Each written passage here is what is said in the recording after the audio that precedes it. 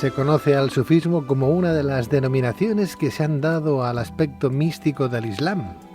Asimismo, el término sufismo se usa en Occidente para referirse a la espiritualidad islámica denominada tasawwuf, que incluye diferentes movimientos ortodoxos y heterodoxos del Islam. En este sentido, el sufismo incide en la práctica y la experiencia intuitiva para conseguir así un conocimiento directo de las realidades espirituales a través del descubrimiento y la inspiración. En este contexto, el tema principal del sufismo es la consecución o realización de la proximidad a Dios y el desarrollo de la presencia personal y del amor a lo largo de la vida. Pero ¿cómo se puede definir al sufismo? ¿Cuáles son sus principios o postulados? ¿Cuáles son las prácticas comunes entre los sufíes? Para responder a estas y otras cuestiones, tenemos con nosotros, como no podía ser de otra manera, al señor Abdel Wadud, discípulo de la orden sufí Naqshbandí y responsable del Centro Sufí en Barcelona.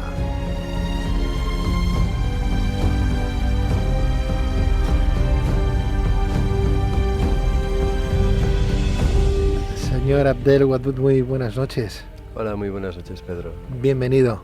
Muchísimas gracias. El placer para nosotros es el nuestro, el tenerte con nosotros. Es todo un honor. Mil gracias. El placer es mutuo. Gracias.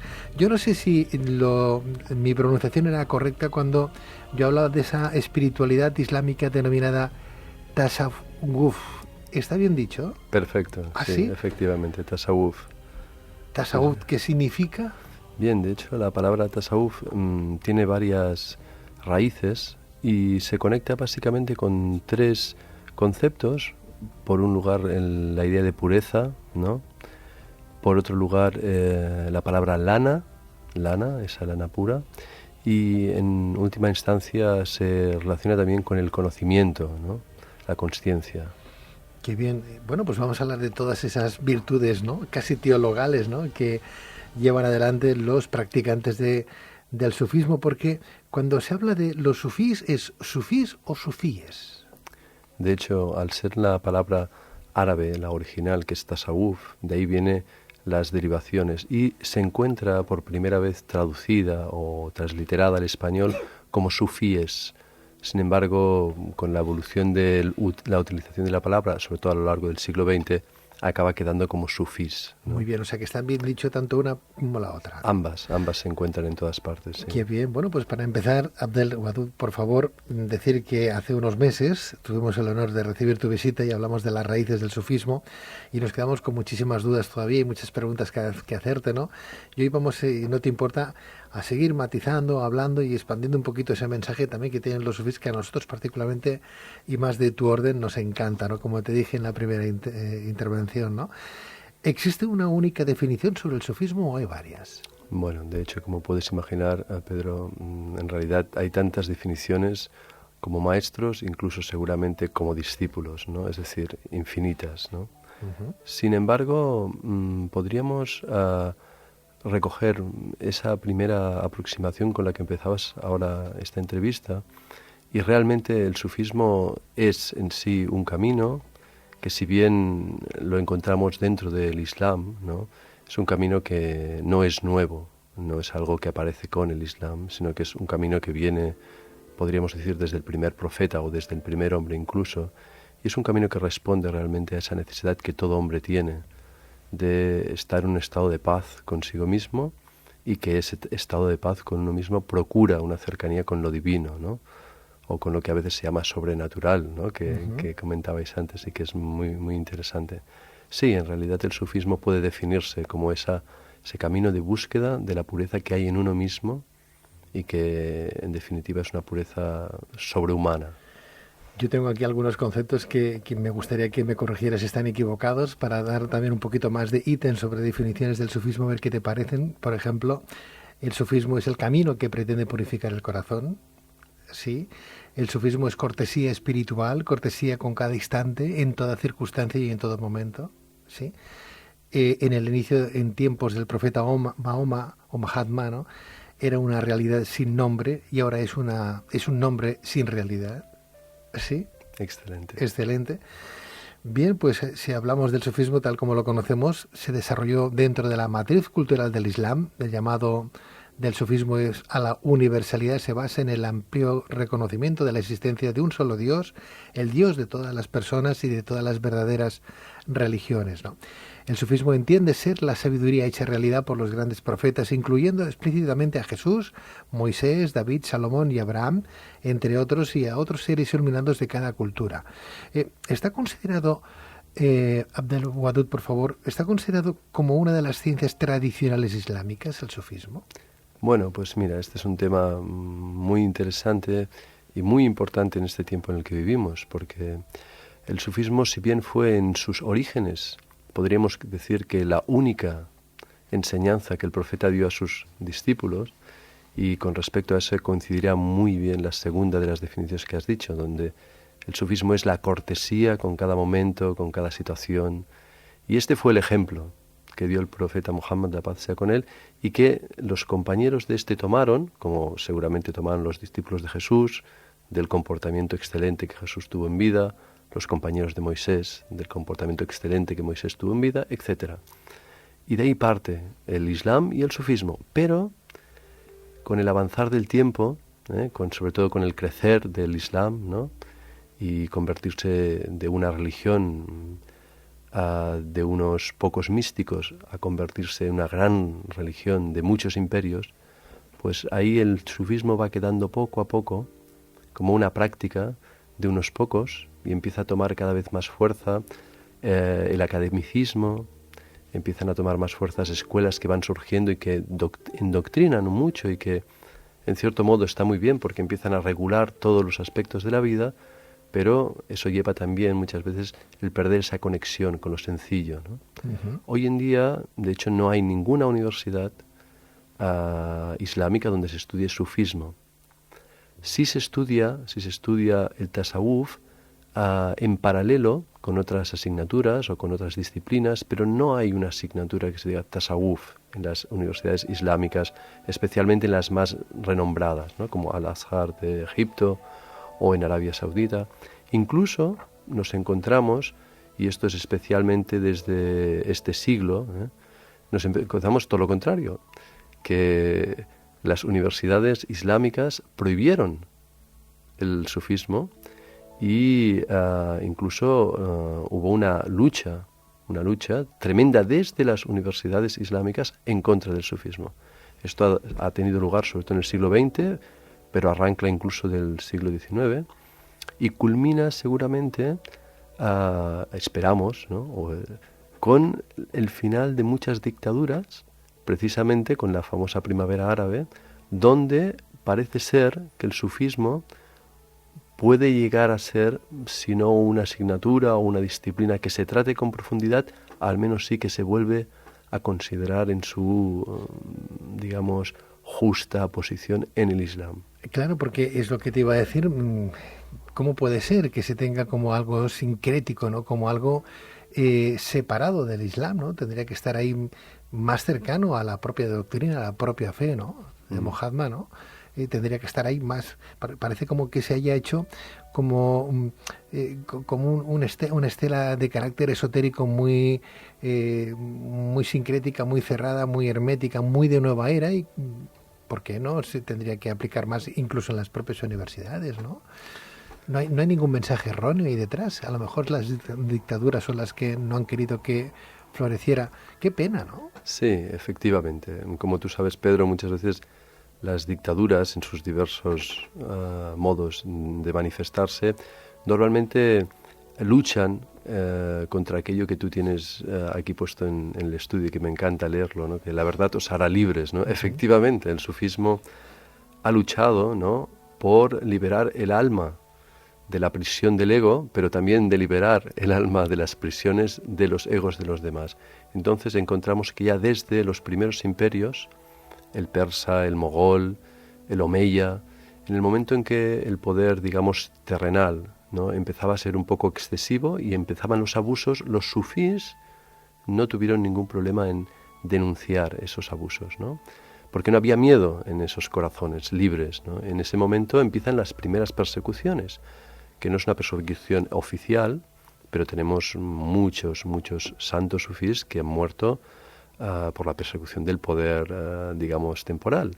Y especialmente en el siglo pasado, las dictaduras en Irak, en Irán, en Turquía, en Túnez, en Egipto, en Argelia, han perseguido muy duramente las órdenes sufís por precisamente no callarse ante los abusos, ¿no? Y tenemos, bueno, algunos capítulos muy tristes, ¿no?, al respecto. Yo tengo algunos ítems de proverbios sufíes que me gustaría leer para todos nuestros oyentes, porque claro, hay cosas que no se acaban de entender, y más cuando hablamos de una orden como la orden sufí de Nasbandí, que podemos leer en cualquier internet, en cualquier buscador, ¿no? Uno pone cuentos de Nasbandí, por ejemplo, y te habla de aquella filosofía perenne, ¿no?, que esté ahí fija, ¿no?, que no ha caducado y que nunca caducará, porque son cosas tan elementales, ¿no?, de la propia razón, que a veces es una sin razón porque la mal utilizamos, ¿no?, que están ahí y no sabemos comprenderla, ¿no?, porque dicen que las cosas más naturales, las más las que parece que no tengan importancia, que son las más comunes, son las vitales, y es verdad, son así, no las utilizamos, ¿no? Bueno, vamos a hablar de esos pequeños proverbios sufíes que decís: duerme con el recuerdo de la muerte y levántate con el pensamiento de que la vida es corta.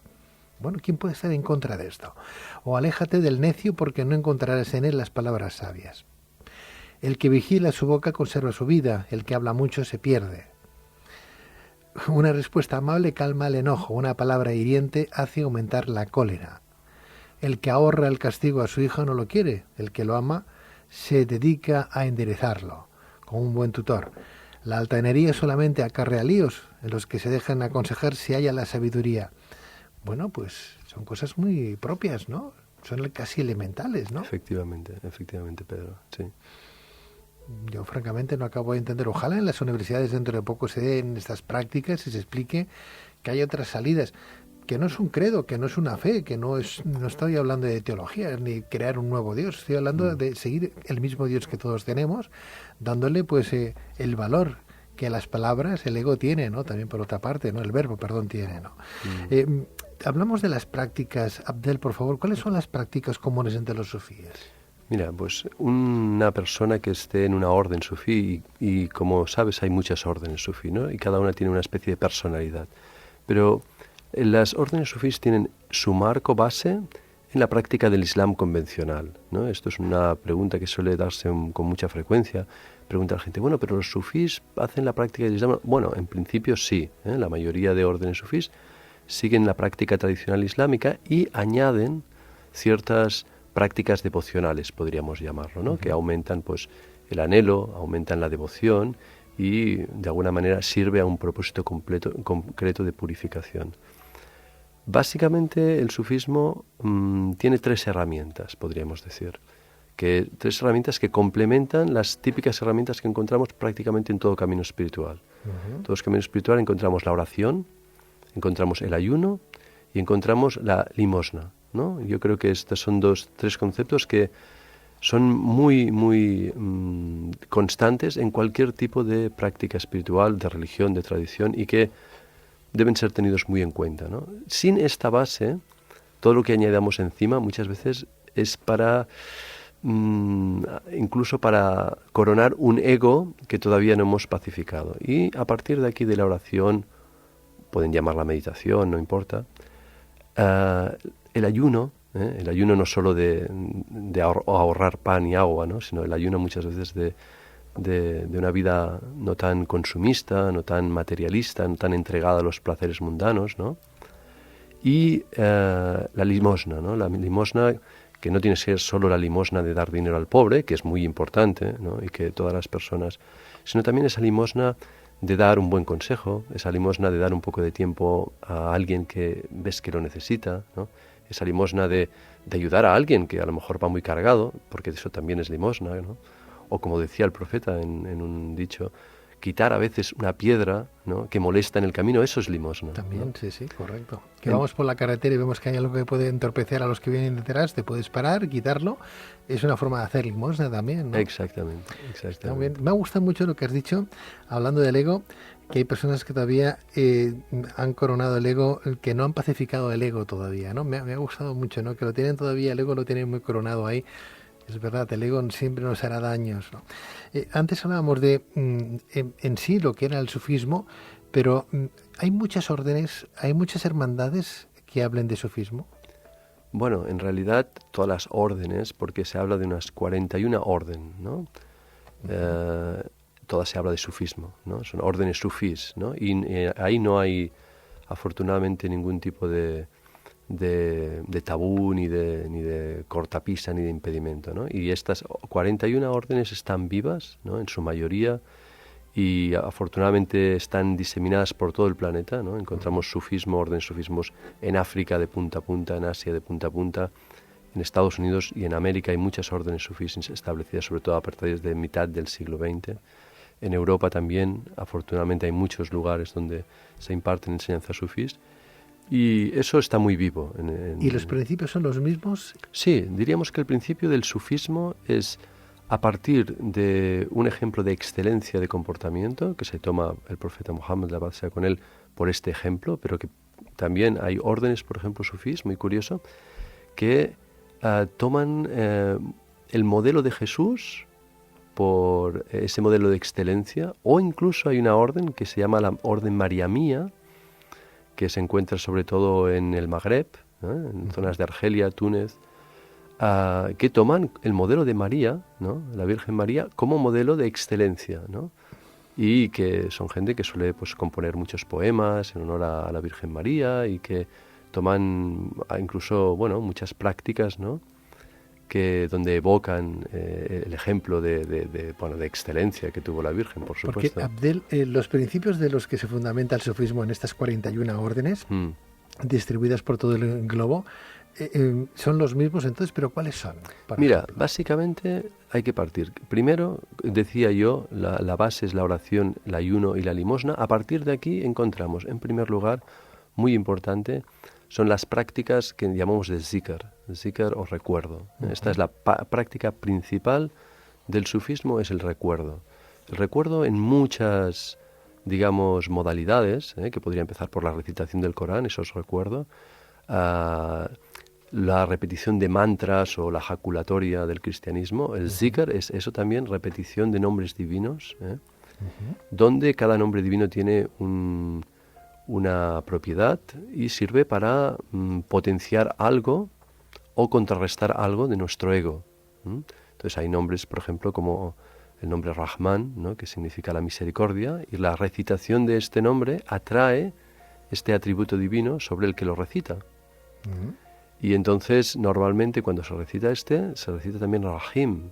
Rahman y Rahim suelen ser dos atributos que van juntos, porque uno es la misericordia de Dios hacia toda la creación, el otro es Rahim, que es una misericordia de Dios especial para aquellos que se dedican a purificarse a sí mismos.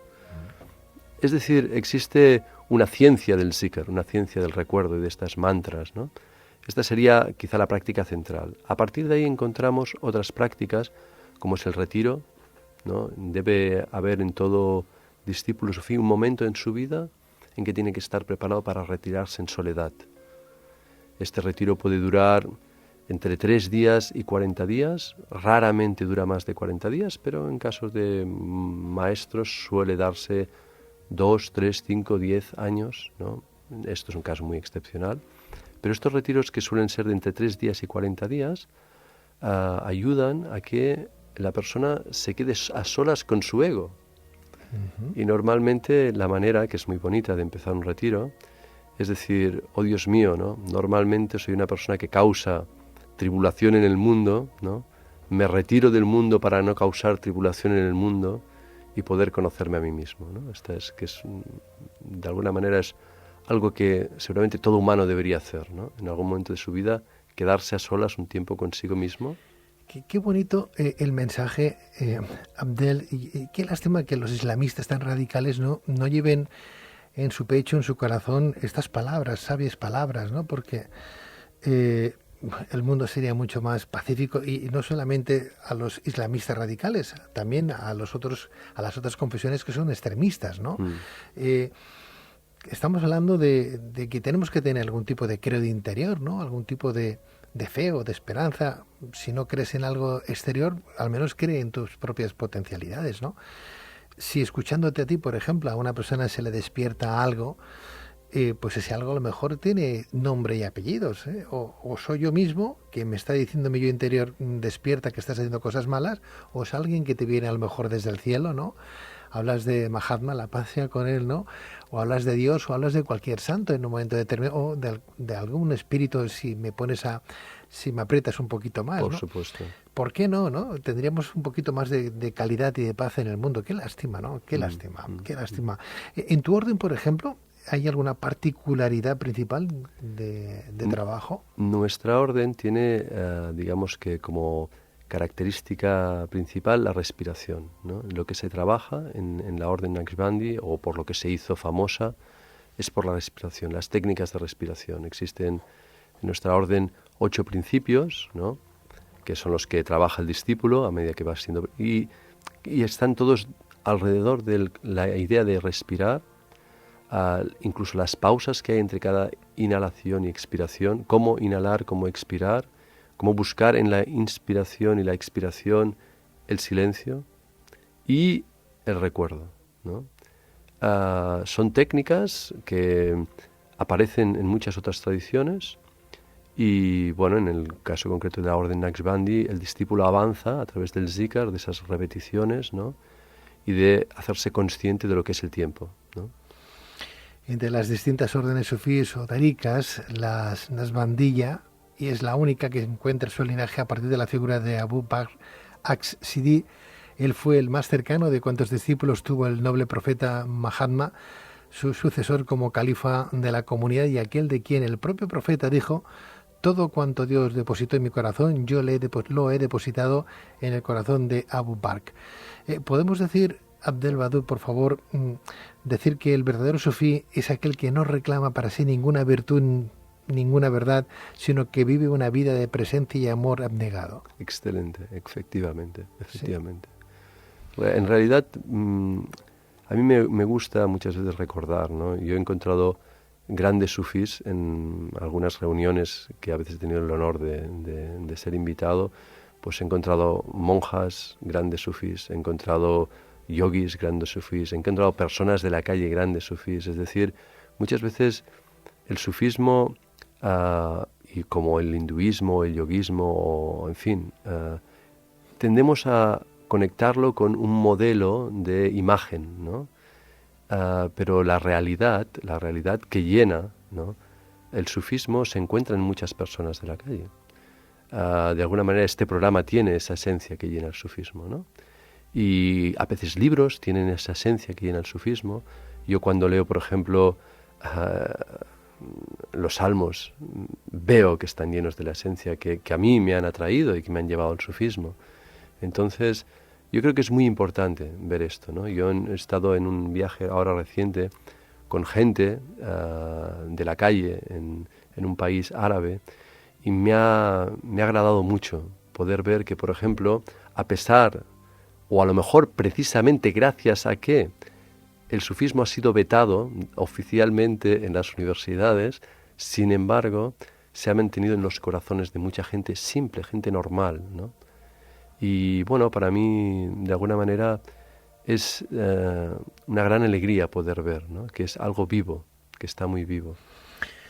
Está vivo y nosotros hemos querido que esa prédica también aparezca en este programa, por eso hemos vuelto a invitar a Abdel Wadud, como digo, un discípulo de la Orden Sufí Naqshbandi, responsable del Centro Sufí de Barcelona, que vuelve a estar de nuevo en Luces en la Oscuridad, no solamente porque nos encanta su mensaje, sino nos gusta escucharle sus palabras, cómo lo vive, lo experimenta, persona sencilla que con humildad sabe transmitir ese mensaje que él adquirió, que ha llenado su espíritu y que, como bien hablan en sus ítems, en sus puntos cardinales de actuación, de cómo son sus prácticas sufís, cuáles son sus principios, lleva pues a rajatabla y las 24 horas del día, ¿no? Hablamos de esa forma de entender la vida y la gente que lo rodea.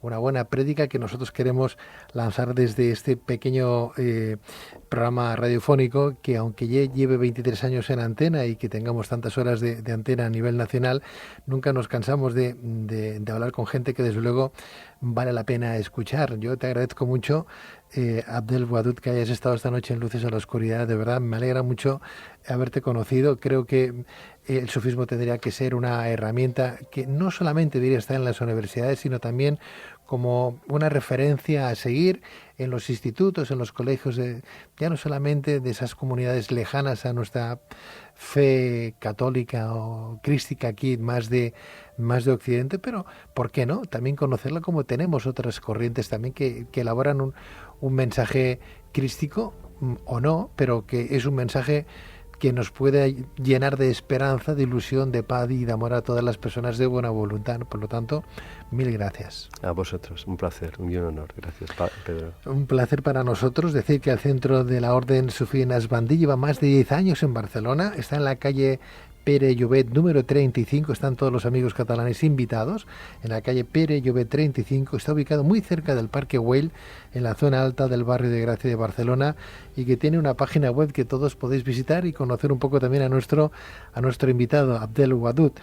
La página es fácil, naqshbandi.org.es,